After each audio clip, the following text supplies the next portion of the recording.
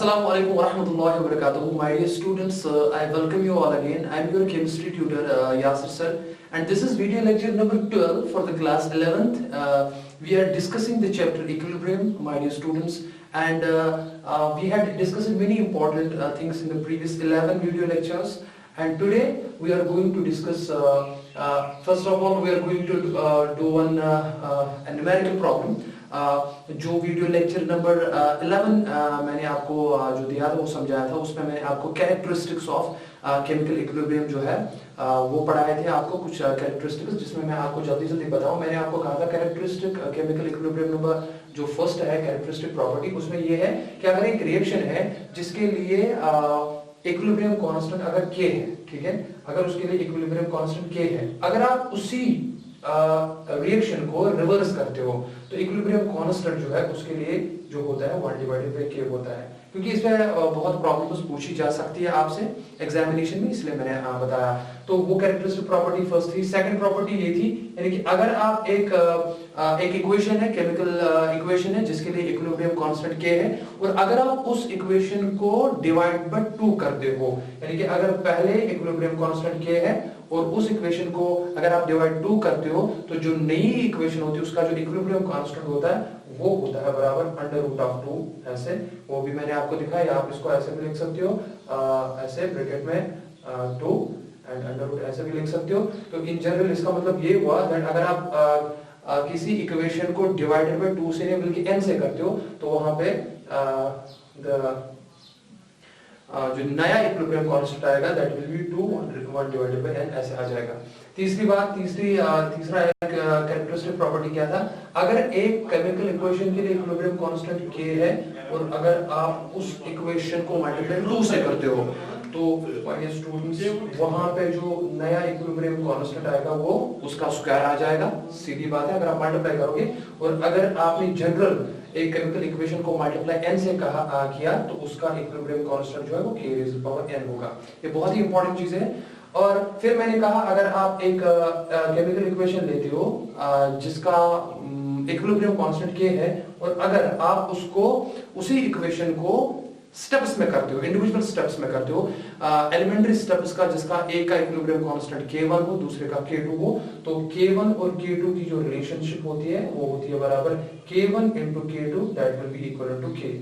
तो ये कुछ इंपॉर्टेंट कैरेक्टरिस्टिक प्रॉपर्टी थी। आप वीडियो लेक्चर नंबर 11 अगर आप गौर से देखेंगे तो वो चीजें आपको वहां पे क्लियर हो जाएगी डियर स्टूडेंट्स। तो आज जो है आज हम एक न्यूमेरिकल प्रॉब्लम करेंगे और उस न्यूमेरिकल प्रॉब्लम को करते हम एक चीज जो है वो इंपॉर्टेंट जो है क्लियर करेंगे यहाँ पे, यानी कि इसी में से किसी इक्वेशन का हम इस्तेमाल करके इस चीज को समझेंगे। तो चलिए ठीक है, प्रॉब्लम की तरफ देखिए। प्रॉब्लम क्या है जो आपके सामने है, देखिए आप पढ़िए। Kc फॉर द रिएक्शन, यानी कि एक रिएक्शन है, केमिकल रिएक्शन है जिसके लिए इक्विलिब्रियम कांस्टेंट जो है Kc दिया गया है, वहां से कितना है हमारे स्टूडेंट्स। और पहले आपको रिएक्शन देखनी है क्या है। रिएक्शन जो है वो आपके सामने है that N2 gas plus 3 times H2 gas gives twice NH3 gas, यानी कि एक केमिकल रिएक्शन है, रिवर्सिबल केमिकल रिएक्शन है। इसके लिए Kc आपको दिया गया है 49। फिलहाल मैंने यूनिट कुछ नहीं लिखा, तो अगर आप यूजुअली देखोगे भी तो यहाँ पे ये यूनिटलेस क्वांटिटी होगी because it is a ratio of either the concentration terms, और तो वो डिपेंड करेगा। वैसे यहाँ पे यूनिट आ सकता है बिकॉज़ यहाँ पे डेल्टा n जो है वो वेरी करेगा। मैंने आपको प्रीवियस वीडियो लेक्चर में ये भी दिखाया कि आप कैसे यूनिट्स ऑफ Kp या Kc निकाल सकते हैं। तो यहाँ पे आप यूनिट निकाल सकते हो, कभी कभार यूनिट नहीं निकल सकता है, कभी कभार आ जाएगा, तो आप देख सकते हो। तो रिएक्शन प्रॉब्लम क्या है, Kc फॉर द रिएक्शन ये है, दिया है is 49। What will be the value of Kc for the reaction this? आपको समझना है इस बात को, यानी कि आपको यहां से जो रिएक्शन दी है वो है N2 gas plus 3 times H2 gas gives twice NH3। इस रिएक्शन के लिए जो कि मैंने ऊपर लिखी, इस रिएक्शन के लिए आपको K का वैल्यू दिया गया है दैट इज 49।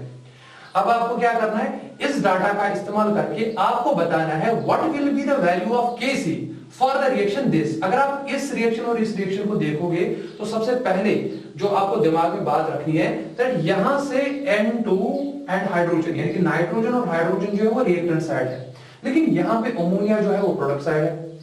लेकिन जिस रिएक्शन का निकालना है आपको उसमें अमोनिया ही रिएक्टेंट साइड है और ये जो है ये रिएक्टेंट साइड है।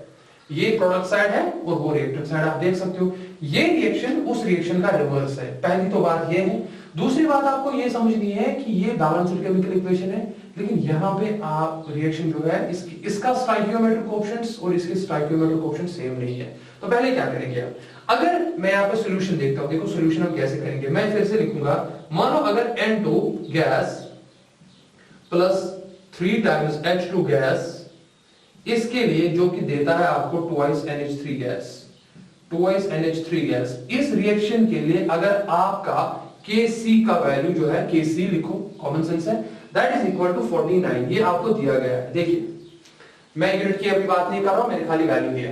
अब देखिए आपको बताना है कि इस रिएक्शन का क्या होगा। पहले क्या करेंगे आप, सिंस आप देख रहे हो जिस रिएक्शन का आपको निकालना है उसका अमोनिया जो है वो रिएक्टेंट साइड है, तो पहले क्या करेंगे आप, अगर मैं इस रिएक्शन को रिवर्स करता हूं, इस रिएक्शन को अगर मैं रिवर्स करूंगा तो बताइए रिएक्शन कैसे लिखेंगे हम। अगर मैं इस रिएक्शन का रिवर्स करता हूं डियर स्टूडेंट्स, तो बताइए क्या लिखेंगे।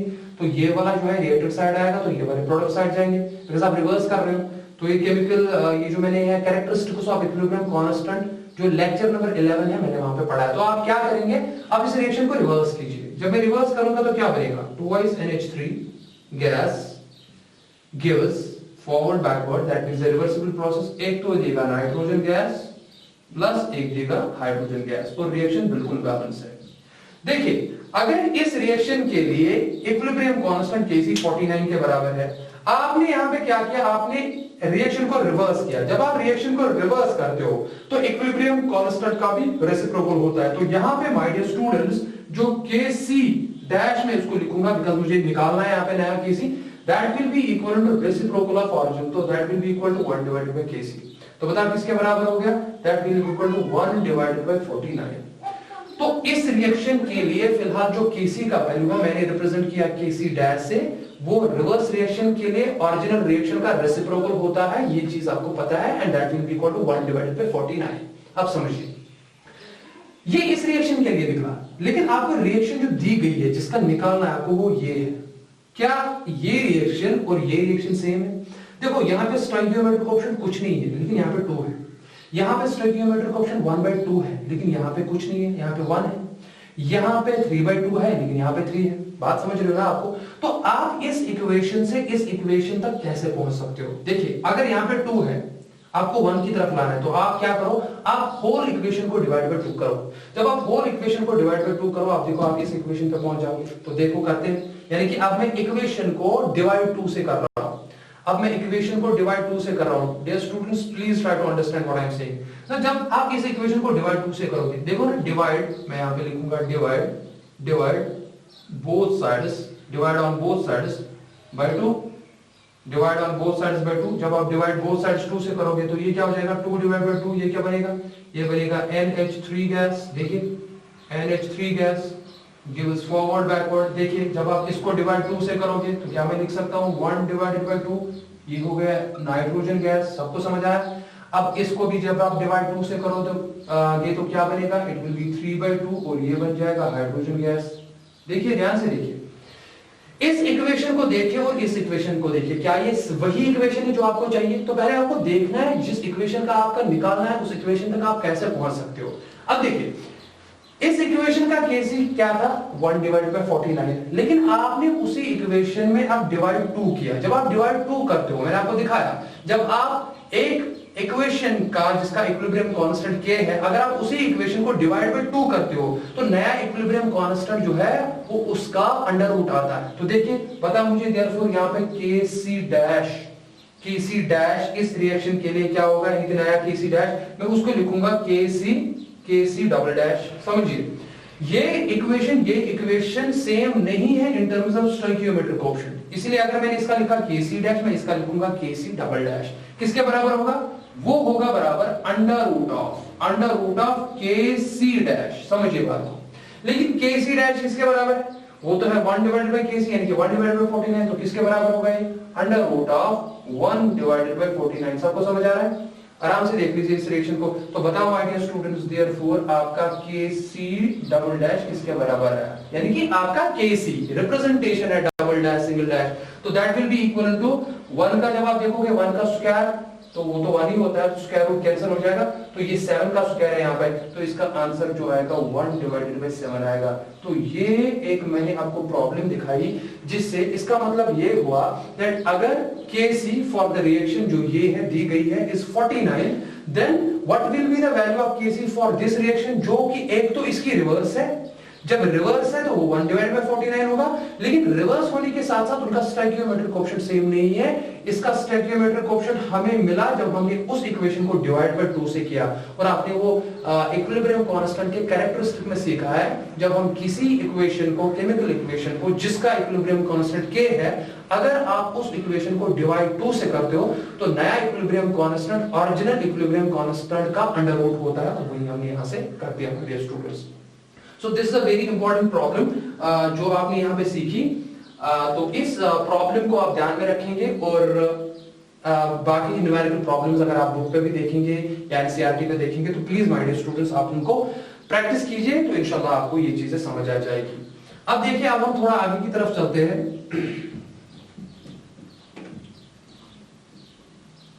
अब मैं आपको एक इंपॉर्टेंट चीज पढ़ाने जा रहा हूं, वो है इक्विलिब्रियम कांस्टेंट जो है यानी कि K, it also help us in the prediction of the direction of the reaction. उसका मतलब क्या हुआ, इस चीज को हम समझेंगे। देखिए, बहुत इंपॉर्टेंट है, समझ लेना। मान लो मेरे पास एक केमिकल रिएक्शन है, लेट अस सपोज मेरे पास एक जनरल केमिकल रिएक्शन है। मैं यहां पे लिखूंगा क्वेश्चन क्या है, क्वेश्चन है predicting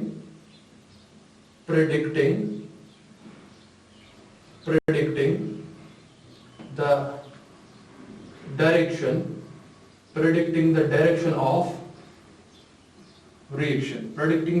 of reaction from the concept of predicting the direction of reaction from the concept of equilibrium constant। इस चीज को आप बड़े आराम से समझेंगे, मैं क्या समझा रहा हूं आपको।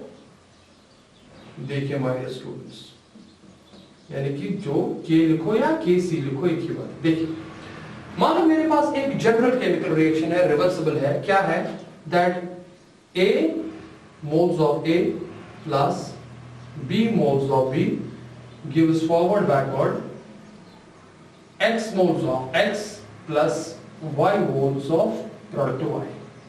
अब आपको पता है दैट मान लो मैं कहूंगा इस रिएक्शन का इक्विलिब्रियम स्टेज पे, यानी कि जब ये रिवर्सिबल रिएक्शन इक्विलिब्रियम पे पहुंचेगी, तो उस इक्विलिब्रियम पे इस इक्वेशन के लिए इक्विलिब्रियम कांस्टेंट क्या होगा, वो चीजें आप सीख चुके हो। इस रिएक्शन के लिए इक्विलिब्रियम कांस्टेंट जो होगा उसको मैं रिप्रेजेंट करूंगा Kc से, and that will be equal to x raised power x, यही समझा है आपने, into y raised power y divided by mass action apply करके a raised power a multiplied by b raised power b। ये है equilibrium constant. मगर ये important चीज जो आप समझेंगे वो क्या है, वो ये है दैट इक्विलिब्रियम कांस्टेंट Kc जो है ये आपने फाइंड किया एट इक्विलिब्रियम। इस चीज को आपको समझना है, यानी कि उस टाइम पे जिस पे इक्विलिब्रियम आ गया। समझ रहे ना बात को, मतलब मैं कैसे समझाऊंगा आपको। मान लो ये एक प्रोसेस है, एक प्रोसेस है, मान लो ये फॉरवर्ड प्रोसेस हो रही है और मान लो ये बैकवर्ड प्रोसेस हो रही है। समझिए, मान लो ये फॉरवर्ड प्रोसेस हो रही है, मैं ऐसे लिखूंगा, और मान लो ये बैकवर्ड प्रोसेस हो रही है। डियर स्टूडेंट्स अच्छे से समझना, फॉरवर्ड प्रोसेस रिएक्शन को आगे ले जाने की कोशिश करता है, बैकवर्ड प्रोसेस बैकवर्ड ले जाने की कोशिश करता है। और मान लो इस रिएक्शन में एक वक्त ऐसा आया, मान लो यहाँ पे, जहां पे सिस्टम क्या है, जहां पे सिस्टम है इक्विलिब्रियम पे, जहां पे सिस्टम है इक्विलिब्रियम पे, और उस पॉइंट पे, उस टाइम पे माय डियर स्टूडेंट्स, इस रिएक्शन के लिए जो इक्विलिब्रियम कांस्टेंट होगा मैं उसका लिखूंगा Kc। वो मैंने आपको समझाया। इसका मतलब है at t is equal to t equilibrium, यानी कि जब ऐसा वक्त आएगा जिस वक्त पे सिस्टम में इक्विलिब्रियम आएगा, उसी टाइम पे आप t इक्विलिब्रियम पे ही आप क्या वैल्यू कर सकते हो फाइंड, दैट इज Kc। याद है, समझ आए। मगर अगर मुझे इस इक्वेशन के लिए एक कांस्टेंट देखना हो, लेकिन इक्विलिब्रियम पे नहीं, बल्कि इक्विलिब्रियम से दूर, मानो मुझे, मैं कहूंगा not at T is equal to T equilibrium, उससे पहले ही उसके बाद में मुझे बताओ यहां पे क्या होगा, यहां पे मुझे बताओ वो कांस्टेंट क्या होगा, या मुझे बताओ यहां पे वो कांस्टेंट क्या होगा। समझ आ रही है ना बात मैं क्या बता रहा हूं? यानी कि इक्विलिब्रियम अभी नहीं आया है, इक्विलिब्रियम से पहले ही मुझे बताओ कि अगर आप law of mass action apply करेंगे इस रिवर्सिबल केमिकल इक्वेशन के लिए, तो उस टाइम जो कांस्टेंट होगा माय डियर स्टूडेंट्स, उस कांस्टेंट को हम कहते हैं कंसंट्रेशन कोएफिशिएंट। इस बात को समझिए आप, उस कॉन्सेप्ट को कहते हैं हम कंसंट्रेशन कोएफिशिएंट, उसको कहते हैं कंसंट्रेशन कोएफिशिएंट और उसको कहते हैं रिएक्शन कोएफिशिएंट। मैं आपको समझाता हूं ये क्या चीज है।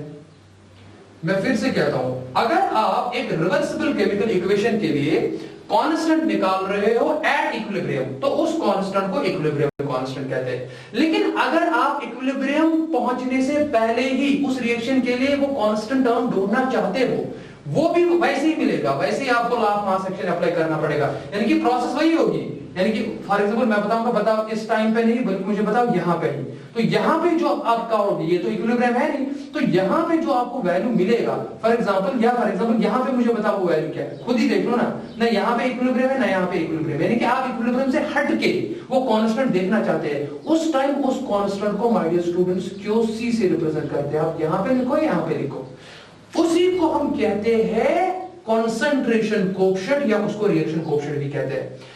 तरीका वही होगा that will be equal to x raised to power x multiplied by y raised to power y small y divided by a raised to power small a into b raised to power small b, b raised to power small b। यानी कि law of mass action आप इस point पे भी apply करते हो, इस पे भी, मगर जाहिर सी बात है जो इस पॉइंट पे x y a और b का वैल्यू होगा या यहां पे जो होगा या यहां पे जो होगा वो सेम नहीं होगा माय डियर स्टूडेंट्स। अगर आप कांस्टेंट इक्विलिब्रियम कांस्टेंट जिसको आप कहते हो, अगर आप वैल्यू कर रहे हो फाउंड एट इक्विलिब्रियम, उसको आप कहते हो equilibrium constant that is KC. But अगर आप वही कांस्टेंट वैल्यू फाइंड कर रहे हो एक केमिकल प्रोसेस के लिए मगर इक्विलिब्रियम पे नहीं बल्कि उससे हट के किसी और पोजीशन पे, तो law of mass action apply करके ही वैसे ही प्रोसेस वही है, लेकिन उस टाइम हम उस कॉन्सेप्ट को कहते हैं कंसंट्रेशन कोएफिशिएंट या उसको रिएक्शन कोएफिशिएंट कहते हैं। Now what are the important influences which are obtained from this concentration coefficient या रिएक्शन कोएफिशिएंट भी इसको कहते हैं, जो क्यूसी से रिप्रेजेंट करता है। अब आप मुझे बताइए, अगर मैं यहां पे लिखूंगा if QC is equal to KC, अगर क्यूसी केसी के बराबर है, यानी कि जो आपका क्यूसी का वैल्यू आ रहा है वो वही आ रहा है जो केसी का एक्चुअल वैल्यू है, इसका मतलब ये है कि सिस्टम या आपकी जो रिएक्शन है वो किस स्टेज पे पहुंची है, वो पहुंची है इक्विलिब्रियम पे। जाहिर सी बात है, देखो कितना सिंपल है। यानी कि अगर आपका क्यूसी का वैल्यू जो आप फाइंड कर रहे हो आपको बराबर वही निकला जो केसी का है, वो कब पॉसिबल है? वो तभी पॉसिबल है जब सिस्टम इक्विलिब्रियम पे पहुंच चुका है। दूसरी बात, ये तो पहला पॉइंट हो गया। दूसरा पॉइंट देखो इंपॉर्टेंट क्या है, इफ क्यूसी जो आपने अब वैल्यू फाइंड किया किसी भी पॉइंट पे, फॉर एग्जांपल ठीक है ना, मान लो इस पॉइंट पे आपने फाइंड किया, अगर क्यूसी का वैल्यू है लेस देन केसी, देखिए अगर क्यूसी का वैल्यू जो आपने निकाला वो किसके कम आ रहा है, केसी का जो वैल्यू उससे कम आ रहा है, यानी कि क्यूसी आप कहां पे फाइंड करो, इस पॉइंट पे। और देखिए ना यहां पे मान लो ये केसी का वैल्यू इतना है, आप देखो केसी का ज्यादा है कि क्यूसी का, जाहिर सी बात है केसी का ज्यादा है, उस टाइम क्यूसी का वैल्यू कम है, तो वही मैंने लिखा if QC is less than KC, reaction coefficient equilibrium constant से कम है। तो आप मुझे बताओ अगर उस टाइम इस क्यूसी को केसी के बराबर होना है, तो आप मुझे माय डियर स्टूडेंट्स बताइए क्या रिएक्शन फॉरवर्ड डायरेक्शन में प्रोसीड करेगी या बैकवर्ड डायरेक्शन में? अगर क्यूसी को केसी के बराबर बनना है तो रिएक्शन को आगे की तरफ जाना पड़ेगा। तो वही है ना predicting the direction of reaction from the concept of equilibrium constant. So if QC is less than KC, then मैं यहाँ पे लिखूंगा then the reaction will be forward, then the reaction will be forward dominated। इस चीज को समझिए, then the reaction will be forward dominated। and तीसरा point देखिए, तीसरा पॉइंट if, अब इसका उल्टा ले लो, if QC is greater than KC, मान लो आप क्यूसी आपने एक सिस्टम में जब फाइंड किया उसका वैल्यू आपको केसी से ज्यादा आ रहा है, मान लो यहां पे आपने क्यूसी का वैल्यू आपको इतना आ रहा है, क्यूसी का इतना वैल्यू आ रहा है, मैं तीसरी कंडीशन बता रहा हूं, और केसी का वैल्यू इतना है, तो जाहिर सी बात है अगर आप क्यूसी स्टेज पे हो तो इसका मतलब आप इक्विलिब्रियम पे हो नहीं। तो अगर आप चाहते हो कि अब क्यूसी का वैल्यू केसी के बराबर हो तो आप खुद ही देखो, आपको यहां से यहां आना पड़ेगा। देखिए आपको यहां से यहां आना पड़ेगा, इस वाले केस में आपको यहां से यहां जाना पड़ा तो आपको फॉरवर्ड में जाना पड़ा। लेकिन इस टाइम पे सिर्फ क्यूसी का ही वैल्यू केसी से ज्यादा है, लेकिन आपको सिस्टम केसी तक पहुंचाना है, तो उस टाइम क्यूसी को बैकवर्ड आना चाहिए, तो that means the reaction will be backward dominated. My dear students, ये बहुत इंपॉर्टेंट है, इस पे क्वेश्चन पूछे जा सकते हैं आपसे। सो मैंने यहां पे लिखा if QC is greater than KC, तो यहां पे मैं लिख रहा हूं देन the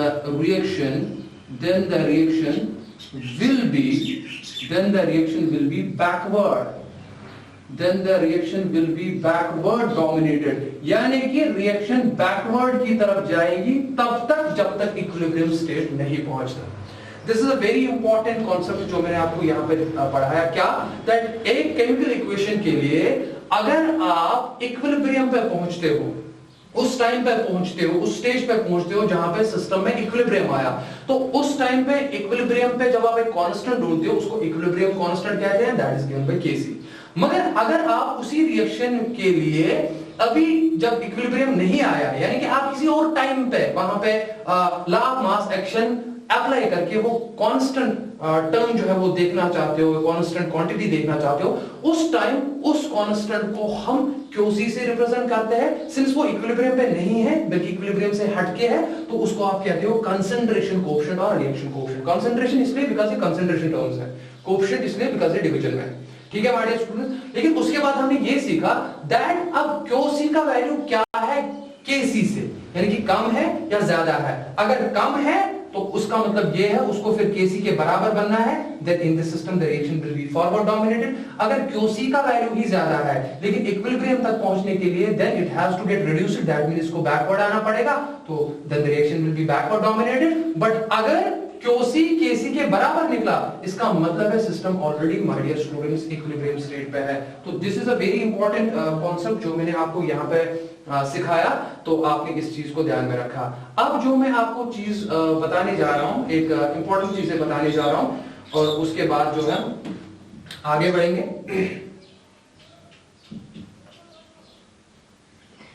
तो इस चीज को आप समझिए, बहुत इंपॉर्टेंट है। आप अपनी एनसीईआरटी की या कोई भी बुक खोलिए, वहां पे इतना इजीली ये रिएक्शन कोएफिशिएंट जो है वो अंडरस्टैंड नहीं दिया गया है, सो दैट आप उसको अच्छे से अंडरस्टैंड कर पाओ। तो मैंने एक अच्छा तरीका आपको दिया, तो सिंपली आप याद रखेंगे, अगर आप कांस्टेंट टर्म इक्विलिब्रियम पे निकालते हो, ढूंढते हो, तो उसको इक्विलिब्रियम कांस्टेंट केसी कहते हैं। लेकिन अगर आप इक्विलिब्रियम से हट के किसी और पोजीशन पे निकालते हो, तो उस टाइम उसी कांस्टेंट को रिएक्शन कोएफिशिएंट या कंसंट्रेशन कोएफिशिएंट, जिसको आप क्यूसी से रिप्रेजेंट करते हो। ठीक है हमारे स्टूडेंट। बाकी इसमें यूनिट्स जो है एक पर्टिकुलर रिएक्शन के लिए सेम होगी।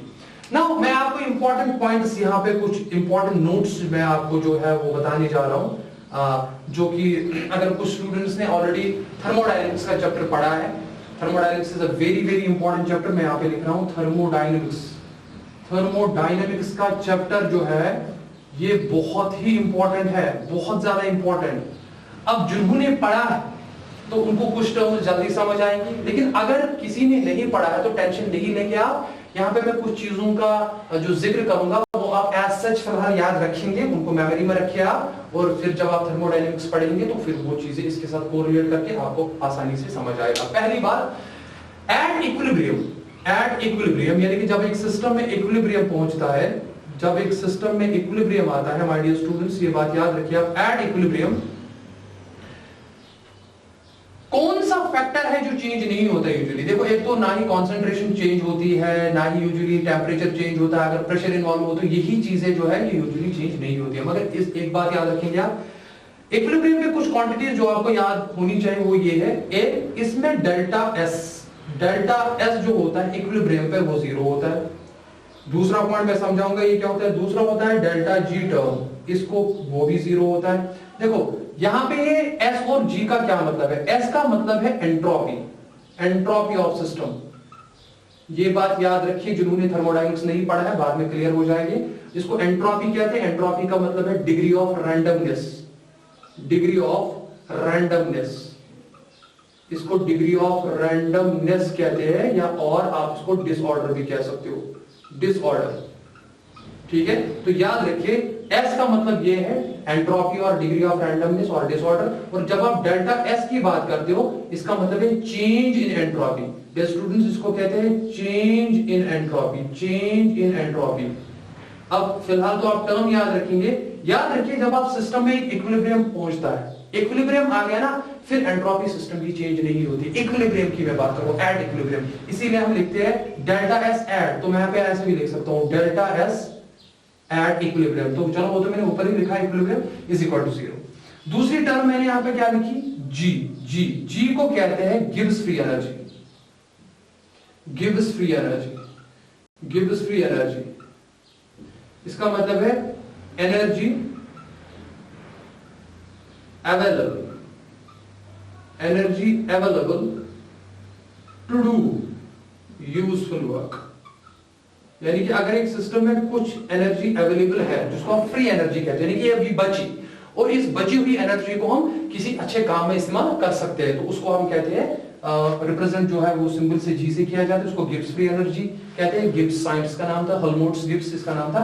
और जब आप डेल्टा जी कहते हो जिगर माय डियर स्टूडेंट्स, उसको कहते हैं change in Gibbs free energy, change in Gibbs free energy. ये फिलहाल टर्म्स आप याद रखेंगे।